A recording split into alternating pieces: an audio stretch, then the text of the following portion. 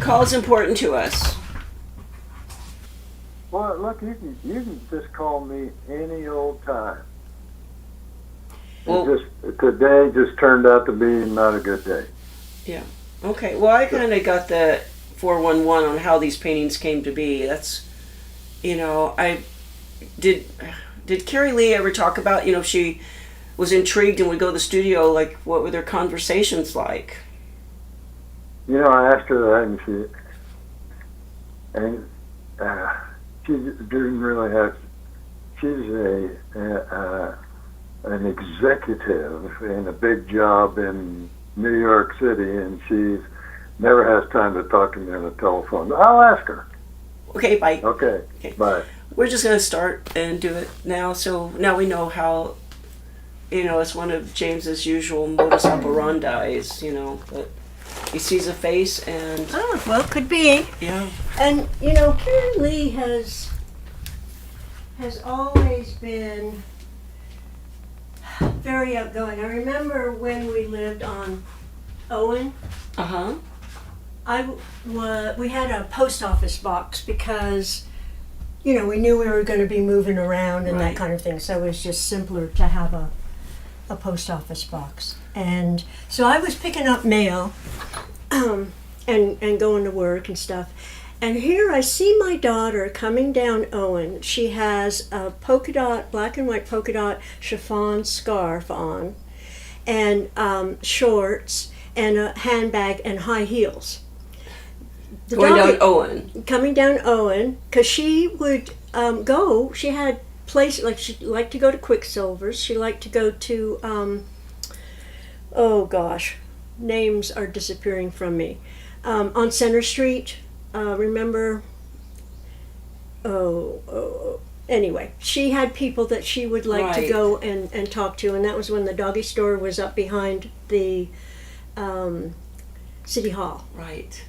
And so she would go and buy things and go. I mean, you think when people talk about, well, they can't let their kids out of the house kind of thing. She knew more people in Eureka Springs than I did. Right. How old was she when she was? We moved here when she was 4, and we moved here in '90, so she would have been 5 years old. So she pretty much grew up in Eureka Springs. Yeah. There's some pretty extraordinary kids that are out in the world now. Yeah.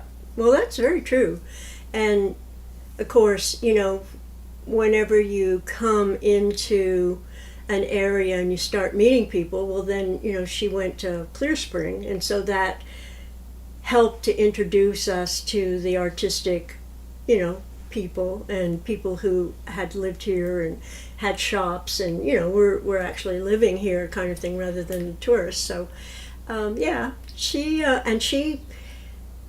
has always been, she's brilliant, I'm her mother, but she is brilliant. She's the brilliant one. She just developed enough courage, she said, to take an improv class in Brooklyn. And on the second one, everyone said, "You're going to be on SNL." Well, she used to just make us roll on the floor. She would come, like I remember Susan Sutherland and I were folding laundry, at Healing Benefits. And she came in and she had taped cotton balls to her face. So she had a mustache and a beard. And she came in and wanted to know what we were doing and just had this whole routine, this improv routine. And, she was like 7 years old. And she was just incredible. So is her art form as an actress in theater, or is she a painter, or? Well, let me see. So, of course, she's always been verbal, because obviously we read all the time. Right. So she's very well read. And that's why when I took her out of public school, I wasn't worried about her. And she writes. She wrote for the Lovely County Citizen, Right. Right? She did those columns for 6 months or so. And she would get hate mail. And John Rankin would have to go and tell people, don't do that. So how old was she when she was writing a column? She was probably 13, something like that. And then when she moved to New Orleans, because she's always loved New Orleans, her father, being a musician, had busts, all over the United States. And so when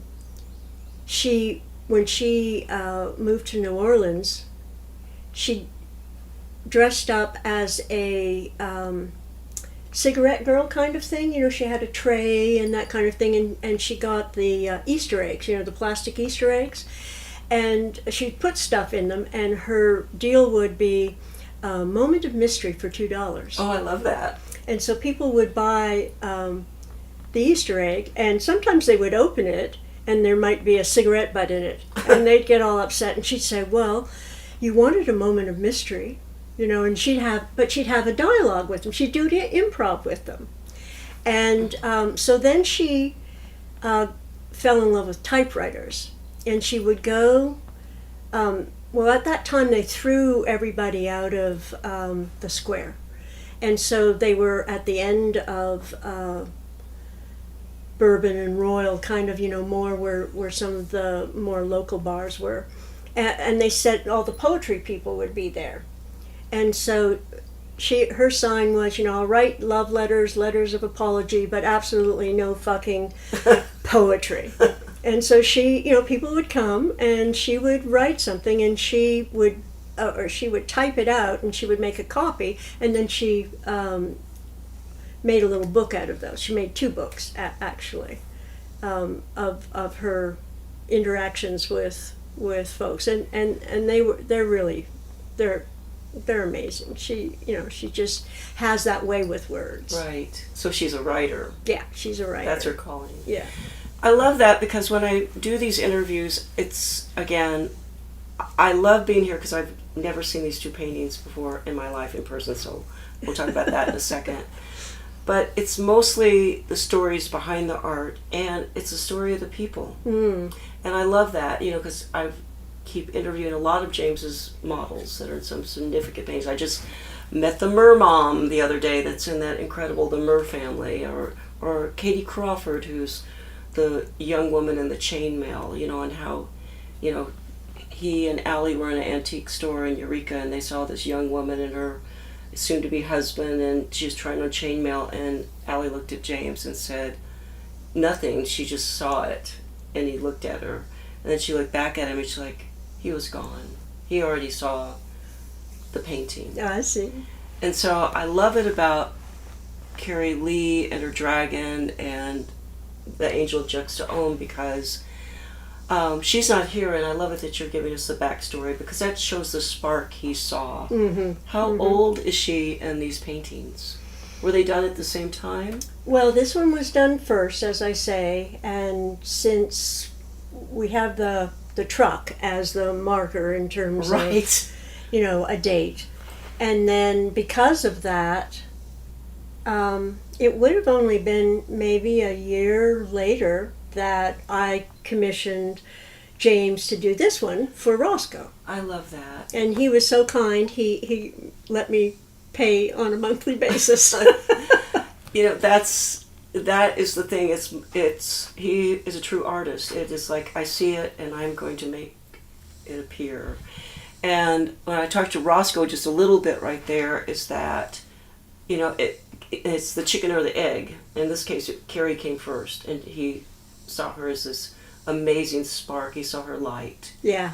And then, and so for you, when you saw that painting, what did you think when you saw it?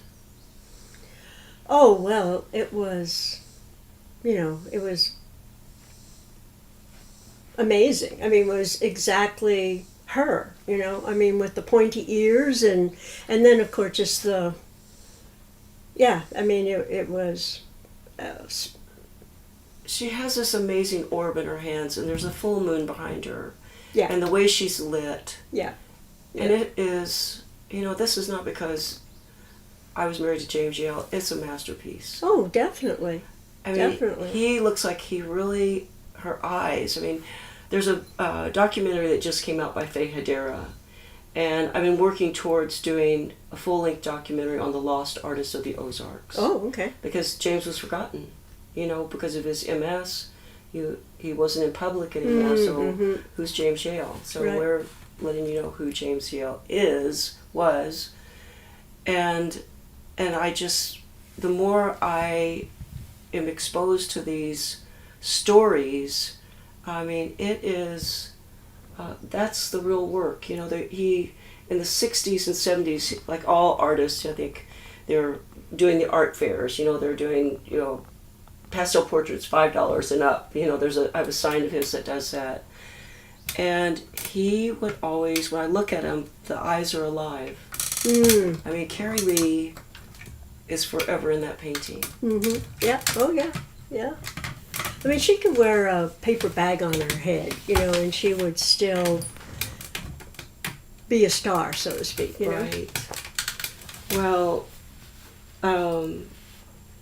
so I asked Roscoe, did she ever speak of, conversations they had? So she would just, he was one of her stops when he had the Juxta-Ohm Art Gallery. So she would just kind of, it was right by the Carnegie Library. And she went to the library all the time. She was at the library all the time, and she had her little trail throughout Eureka Springs, hitting all the interesting spots and conversations. That's what I moved to Eureka Springs from Seattle because I wanted to go back to a small town. And when I lived in Moscow, Idaho, I mean, you could really be on your bicycle and stop in and say howdy do, or have a cup of coffee, or, I wanted to bring that back into my life. And that's what I loved about, because I lived down the road from the Carnegie Library, and I could see Kerry Leigh now being that young kid, just kind of making the trail and the conversations. And I always think, what would it have been like to be a dragonfly on the pond to see what her conversation was like with James. And I know they're young, they probably don't remember, it's probably just a lot of air that went between them, but there was some magic that happened. Well, at that time, of course, she got involved with the Mary Jo Rose and Janet Alexander and, all those older kids. Being an only child and being surrounded by adults, is also part of what formed her, obviously. And so she was able, and not at all shy, in, stating her opinion about something. I remember when these two guys bought the trade winds, and they changed the sign, from this just generic, 1950s trade wind sign, and they had and of course they were two gay guys, so they were, the sign was very much a signal to the gay community, and they came into the coffee house, and Kerry Leigh said, how did you put up that disgusting sign? It has no, I don't remember. I mean, it wasn't because they were gay. It was because it was so gauche in her opinion. It wasn't elegant. It wasn't attractive. It wasn't a come on, kind of thing. Right. And I remember being kind of shocked that here was this kid talking to this adult and reading him the riot act that he had polluted the neighborhood. Right. I remember my first encounter with her, and she's pretty direct. Yeah, very direct. Very direct. Yeah. So is she writing now? I don't know.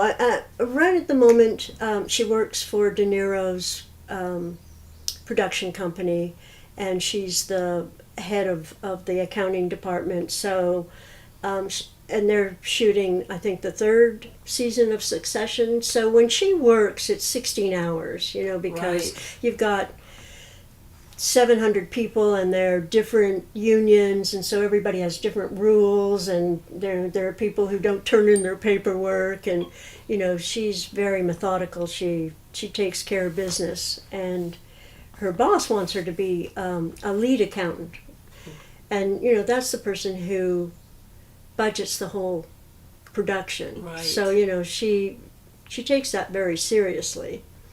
And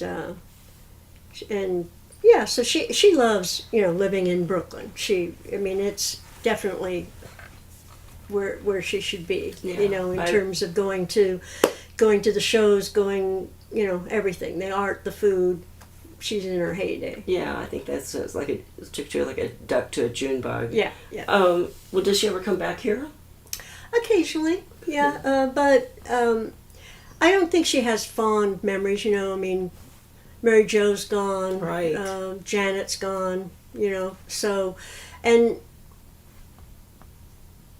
I don't know where Caitlin is, but when Caitlin, when she came back to visit, and Caitlin stood her up, Is that Caitlin Cantel? Yeah, and so, as I say, because of her school experiences, she didn't make high school friends. Right. She had the folks from St. James, that after school program, and people moved on. So there's not. The reason much why I asked who was Caitlin Cantel, because she is a very significant person, a road marker in James and my life. Because when we got married, I had friends come from all over the place: New York, Seattle, Idaho, San Francisco.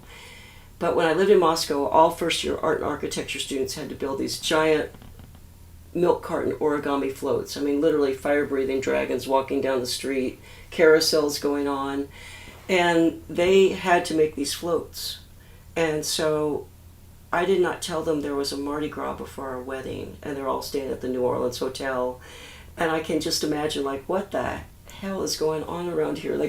It's like the synchronicity was so incredible. But at the end, when it was time for James and I later to get married at dusk, Caitlin Cantel had been in the parade, and she had a tie-dyed goat with her. And, we had this wedding procession where 200 people walked ahead of us with smudge sticks. And it was just the tie-dyed goat. I think James's sister and brother-in-law came from Joplin, and I think either it was the smoke or the tie-dye goat that sent them packing. So I just always think tie-dye goat when I think of Caitlin Cantel. All right. So, and again, to see these for the first time, I get to see the brushstroke for the first time. Mm-hmm. I get to see, the artist James on locking into a vision and bringing it to life. And the other thing that when Melanie and I do these interviews is that the goal is to build a catalog. So, we know the size of a painting, we know who owns it, we, can make a catalog to one day, do a full catalog of James's work. And when it starts going into exhibitions again, we're hoping that maybe at times it could be on loan to the art museum or something. Yeah. So that is, my diabolical plan on the Legacy Project. And in 3 years, it just keeps growing and growing and growing. So it's culminating this year because James was a storyteller. He is a master of modern mythology. And both of these paintings, we'll get great pictures of them, but he wants you to tell your story. When you look at the Angel of Juxta-Ohm and that little tiny hummingbird, what story comes out in your mind when you look at that? So on August 25th, we're doing the James Yale Storytelling Invitational, and there is a painting we're featuring in the Year of the Fire Horse that, it's giddy up time. Right. Because exactly. I've never watched astrology more in my life right now, but things are just moving so fast. And this woman came to and when James left the planet, people sent me photos of the paintings they have, and she sent me this one. I thought, that's pretty. And then in January, she showed up with a 48-inch painting and brought it to my home, and I love this woman. Her name's Cheryl Welch. And it's magical because in 1996, she had this dream, and she kept saying, I need to get this painted. I just need to get it painted. She went to some gallery in Eureka and saw James's work and said, that's the guy. And they said, well, he's not painting anymore because of his MS. And I'll give you his information, but he's not going to paint just anything. Mm-hmm. And she and her husband came, and he loved the story, and she literally brought him back to life to paint, to do Kerry Leigh's painting. There would be no Kerry Leigh painting if it wasn't for Cheryl Welch. So she brings this painting, and we have a curator now that's one of the art professors at NWAC, and he was standing by to take photos of it, to get a good photo of it's called Rayak, and it's beautiful. It's like a dappled unicorn, like an Appaloosa, and this beautiful maiden, and I'm thinking, who is that model in this painting?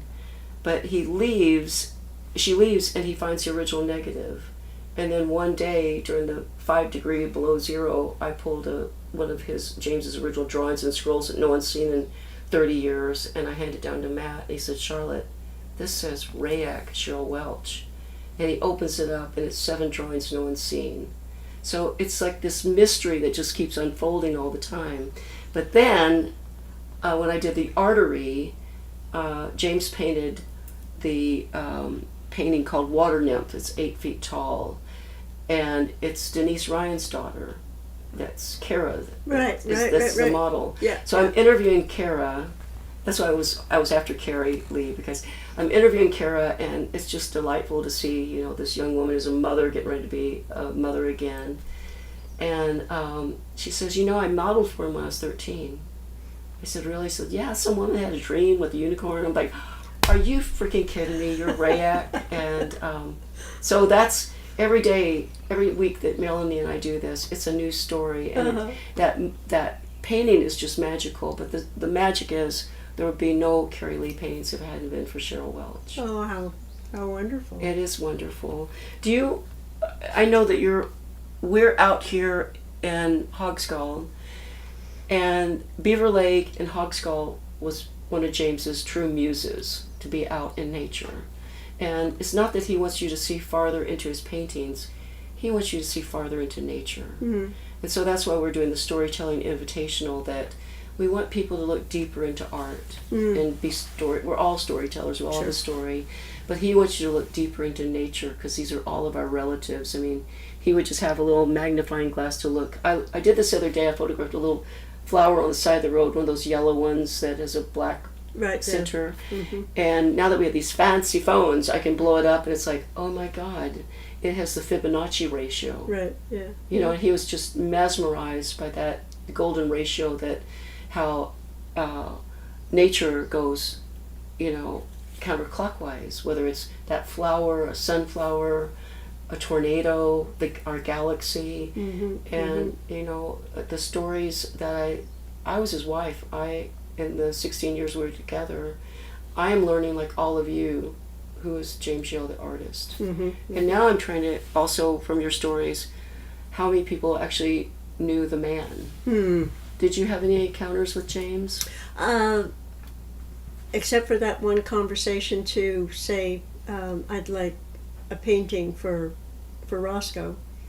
Did you tell him what to paint? No, it was between him and Kerry Leigh. Oh, so she came into deciding how she would like to be in this? I'm not even sure about that, to tell you the truth. Now, Kerry Leigh always kept diaries, and I have all those diaries, so I will look.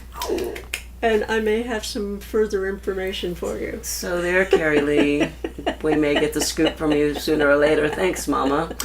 Anyway, thank you so much for having us at your house. It is so gorgeous out here. And the one painting, speaking back to Denise Ryan, there's all these rascally Leos, and we all like to boss each other around. But there's always a big get-together that's at the Cottage Inn with Dick and Jack. And so Denise and Calvin showed up at that, and they know that I've been doing the Legacy Project. Says, we have a James Yale. I said, oh, what is it? And she said, oh, it's Who's Seducing Whom. I said, are you kidding me? And so they let Melanie and I come over to interview with them. And that's why I went Roscoe here, because it's the back and forth of this amazing marriage, that they've been together forever. And it's a small painting, but I had never seen it, and it just so makes my heart so big to finally see the actual artwork, because I've seen the prints all over the time, but it was timely that I wanted to see you because of the documentary called for the love of James, and that gave us that little crack in the door to keep going towards the full documentary of the lost artists of the Ozarks. Sure. Well, It's wonderful. beautiful out here. You know, I don't think I've ever gotten to just scoop you up and say, hello, neighbor. Well, hello to you as well. I know Thank you for all you do, you know? Well, thank you for all being you, and